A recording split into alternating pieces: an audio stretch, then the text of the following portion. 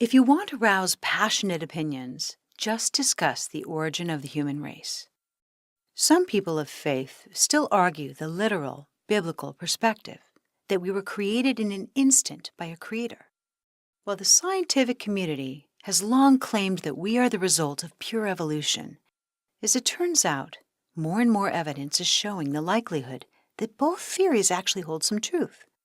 That the human race is by all means an evolving species, but also that there are a multitude of reasons to believe that a more intelligent life form played a role in developing our DNA.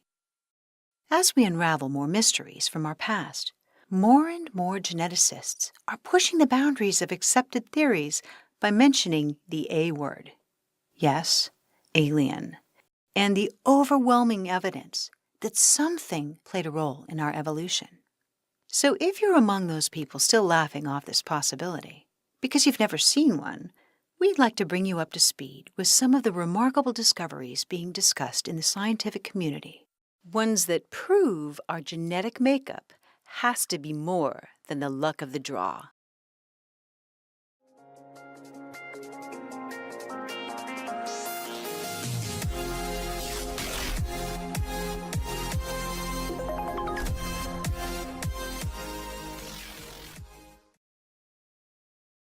Biological SETI. Some things are so exquisitely created, there had to be an artist involved. This appears to be the story of our DNA. In 2013, physicists at the National University of Kazakhstan claimed that in human DNA there's a mathematical code so sophisticated it simply cannot be explained by evolution, and that it actually makes more sense if it were designed by another intelligent life form. The research, published in the science journal Icarus, pointed out that human DNA is ordered in mathematical precision, and it has perfectly ordered patterns of ideographs, which means our DNA uses symbols to express physical concepts similar to how we use them to convey language, and language is a human construct. It would be similar to finding one of the beautiful multicolored mandalas that are made of sand, and assuming that it was somehow created randomly by nature. The Kazakhstan physicists also suggested something very radical. Our DNA coding has remained relatively unchanged since our creation, so it functions like a file cabinet to preserve the human design. The physicists think the code harbors a kind of receiver, like an extraterrestrial satellite dish, which has a function of detecting the intelligence which designed it. A biological SETI, literally, suggesting our bodies are receptive to the presence of extraterrestrial life. So if it were true, it would be similar to when SETI, in 1977, received an unknown radio signal from space, the mysterious WOW signal. This radical theory suggests our bodies are waiting for a signal from those creators, and that when we get it, our biology will know. Perhaps it makes sense, then, for SETI to expand their scopes from receiving radio waves from space to include our body's DNA receivers. So, stay tuned, literally. Evidence of directed panspermia. In 2011, DNA used in genetic engineering was sent into space from Sweden on the exterior of a rocket. When it returned, it had a small, microscopic sphere made of titanium and vanadium, about the width of a human hair, which had come from space. This particle had threads of life on the outside of it and a gooey substance containing some kind of biological life shooting out from its center. And when the rocket returned to Earth, this particle still harbored that life, even after 1,000 degrees Celsius. A team of researchers at the University of Buckingham speculated that the biological material contained genetic material, but they had absolutely no idea where it had come from. One plausible theory states that it was evidence of something called directed panspermia, which is the spread of living systems by space travel to to suitable environments or planets by intelligent life forms in space. This seeming piece of science fiction would probably never even have been taken seriously, were it not for the fact it was suggested by Francis Crick, the Nobel Prize recipient for DNA research, who spoke out relentlessly against the closed minds in the scientific community. Other researchers were concerned it might have been the intention of a more sinister purpose, deliberately engineered with a life-threatening virus and then sent to Earth with maliciousness. Could this life-oozing particle have randomly hitchhiked on a comet? Well, given its nature and its properties, it had all the signs of having been sent intentionally. And its discovery did begin to dampen the knee-jerk reaction towards the possibility that alien life engaged in the development of our own. Rh-negative blood. We learn about blood type in high school, so early on we consider its concepts a normal fact of life. Yet if a woman with Rh-negative blood becomes pregnant with an Rh-positive baby, her body will produce antigens signaling to her immune system that her fetus is essentially toxic. Oddly, the woman's body will kill its own child. So, what's normal about that? Look at nature, and there are no other instances of this kind of self-destruction biologically, though the natural result of many hybrid animals, like mules and ligers, is infertility. Some claim Rh-negative blood is simply a mutation, but others speculate that it may have come from an alien species, which was interbred with humans, or otherwise engineered to produce a hybrid bloodline. About 15% of the world's population has the Rh-negative distinction, but this percentage of the population is not spread evenly across all areas of the planet. The highest concentration, 40% of Rh-negative bloodlines, are found in the Basque region between France and Spain. The Basque are also the only people of Western Europe who continue to speak an indigenous Indo-European language, an isolated tongue not spoken anywhere else in Europe. But this language isn't just isolated, it's completely unrelated to any other European language. Some other anomalies are that it's been noted people with Rh-negative blood are more likely to experience psychic phenomena and alien abductions. Physically, some of the Rh-negative features are people with high IQ, elevated intuition, lower body temperature, higher blood pressure, red or reddish hair, sensitivity to sunlight, and, sometimes, even an extra vertebrae in their spine. Given how little discussion there is about the strangeness of this blood type issue, the unusual nature of Rh-negatives can be easily overlooked as irrelevant. Still, there's no rational explanation why, with our overpowering instinct to procreate, a pregnant woman's body would destroy its own creation, unless, perhaps, nature endured some tampering? The Big Bang of the Brain. In 2004, researchers at Chicago University presented results of a long-term study that concluded the sophistication of the human brain could not have been a slow evolution. It had to be the result of a fast, dramatic change. They said that some kind of special event occurred around 50,000 years ago, and it explains how human culture went from primitive cave drawings to sophisticated civilizations. They call it the Big Bang of the brain. It's believed that at this time, the human brain was separated into two hemispheres, and we acquired the ability to think abstractly. The changes in our cognitive and physical structure were so extensive and rapid, it's simply a tall stretch for a random mutation.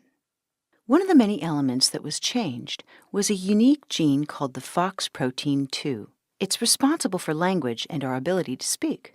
All animals have it, but it was changed to make humans able to communicate and think abstractly. So if we put this in perspective, this also happened around the same time that cave carvings, our only recorded history, show peculiar creator gods, non-human, alien-like beings. Not surprisingly, it's also the time when Neanderthal man mysteriously became extinct, around 40,000 years ago. If we consider this research and what our ancestors have indicated about their history, the possibility of an alien interference makes a lot more sense than a mere random mutation which created man from ape overnight. Still missing, the missing link. The most accepted theory on the evolution of man, created by Darwin, states that we evolved from apes over millions of years and that our intellectual abilities were driven into existence by natural selection. He believed that when our ancestors began to walk on 2 feet, they started using their hands to make tools. But if evolution happened slowly over a long period of time, there should be slight changes in our ancestors. The evidence, however, is to the contrary. Roughly 6 million years ago, one of many different ape-like species stood upright and began to walk on 2 feet. Then, no change for 4 million years, until, according to fossil records, this species began to make stone tools. Then, once again, no advances for almost 2 million years, until only a short time ago, about 200,000 years ago, Homo sapiens, better known as us, appeared. No small change, a biggie. If you look at evolutionary charts, they're misleading. They show the evolution of man without showing what has actually been discovered. If you look at the actual fossils compared, it's clear there's no transition species from ape-like creature, which existed for millions of years, to today's human. In fact, we should be more likely to find more recent fossils than the ancient ones, like the famous Lucy, who dates back almost 3 million years. Where are the more recent transition beings? Where is the missing link? Considering alligators haven't changed at all in at least 65 million years, it's possible the missing link is missing because it doesn't exist, because a genetic modification done by a more advanced life form was responsible for the leap in our intelligence. This theory could also explain why there are so many different races or versions of humans in only a few 100,000 years. Our shared ancestor, Eve, and beyond. In the Hebrew Bible, the book of Genesis says Eve was created from Adam's rib bone and given the breath of life. In recent years, with more accurate technologies to measure our genes, genetic studies have exploded. This has given us profound insight into our ancestry. There's evidence every human being alive today can trace our lineage back to a single, common female ancestor of African origin who lived around 200,000 years ago. Because the studies measure variations of mitochondrial DNA against the average rate of mutation over time, this common female ancestor is called mitochondrial Eve. All of humanity has thus evolved from one of 2 branches that came from Eve. One branch is entirely African, and the other contains all other races with some African lineage. Though there are no physical remains of this Eve per se, her existence has been confirmed. At one time, a female harbored all current existing genes. Mitochondrial Eve wasn't the first or only woman on Earth when she lived. It's thought that a cataclysmic event occurred while she was alive, massively reducing the human population and creating a genetic bottleneck. But why humans evolved with 2 entirely different paths still remains unexplained. What also eludes us is how, after millions of years, suddenly so many races evolved within such a short period of time. Although new methods of determining genetics has answered many questions, these methods have also opened up Pandora's box. As one Harvard professor has pointed out, ancient DNA is expensive. Why? Because so little of ancient DNA is human. So what is it? The double helix in ancient carvings. We know that on virtually every continent, Wherever there are cryptic carvings among ancient ruins, there are countless numbers of strange giant hybrid humans or other creatures portrayed as sky or inner earth gods and creators of man. So even if these creator god images were simply folklore, how do you explain the images of the double helix that is also in these ancient pictures and carvings? For example, one of the earliest pictures of a double helix was found carved on a large 6-foot round stone that dates back 7,000 years ago. If the image of the double helix was purely coincidental, isn't it made more so by the fact that the large 6-foot rock was shaped like an egg, the symbol of fertility and reproduction? Images of the double helix are also found in Sumerian pictographs from 4500 BC. Considering the fact that the double helix wasn't even discovered until the 1960s, it's clear that someone or something precisely understood what its role was in our body. The double helix symbol, also called the caduceus, is two serpents intertwined in a perfect representation of the way our DNA coils together. But what do the wings represent? DNA doesn't fly. Is it coincidental that these wings also appear on the creator gods, which are depicted in ancient Sumerian and Egyptian art and writings? Could it be that the DNA symbol also depicts its source, those who descended from heaven to earth? In these images, those beings actually have wings. Just as a reminder, the caduceus is often incorrectly used as a symbol for medical practice due to confusion with the traditional medical symbol, the rod of Asclepius, which has only one snake and is never depicted with wings. Finally, there is one more dot to connect here. In ancient Greece, the caduceus represented Hermes, or later, the same god by the Roman name Mercury, and the undertakings associated with that god. Those responsibilities were alchemy, or the transformation of matter, commerce, meeting business ends, and death. So, is it also coincidence that these were the undertakings of the so-called Anunnaki, according to ancient Sumerian tablets?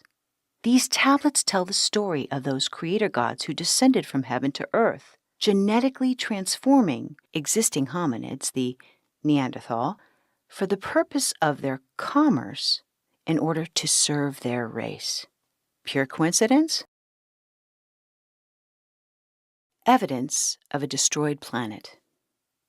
If the possibility of alien life seems too remote, it's worth noting a few things about our own solar system and the potential that life may have existed here when other planets had inhabitable environments. For example, in the 18th century, a German astronomer, Johann Tetius, noted a mathematical pattern in the layout of the planets, and he predicted the existence of another planet between Mars and Jupiter. Immediately, astronomers collectively sought to find it, but instead of a planet, they found what appeared only to be pieces of one. This area is known as our solar system's asteroid belt. This hypothetical planet was called Phaethon, after the offspring of the sun god Helios in Greek mythology. But other legends claim there was a planet called Maldek in our solar system, which was destroyed by its own violent inhabitants eons ago. The legend states that some of its inhabitants managed to escape and colonize Earth, and that roughly 3/4 of our population are these descendants.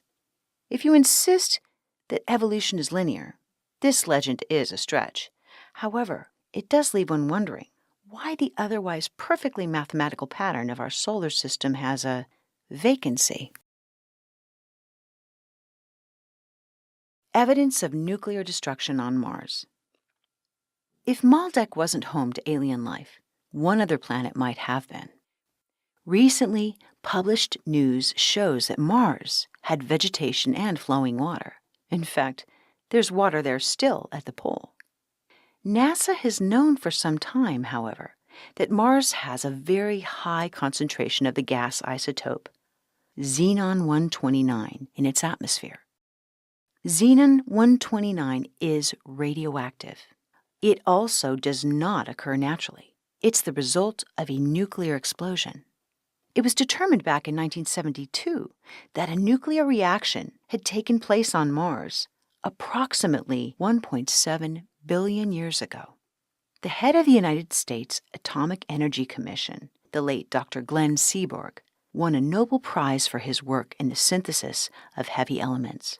This notable scientist said, "There is no way a nuclear reaction could have happened naturally on Mars."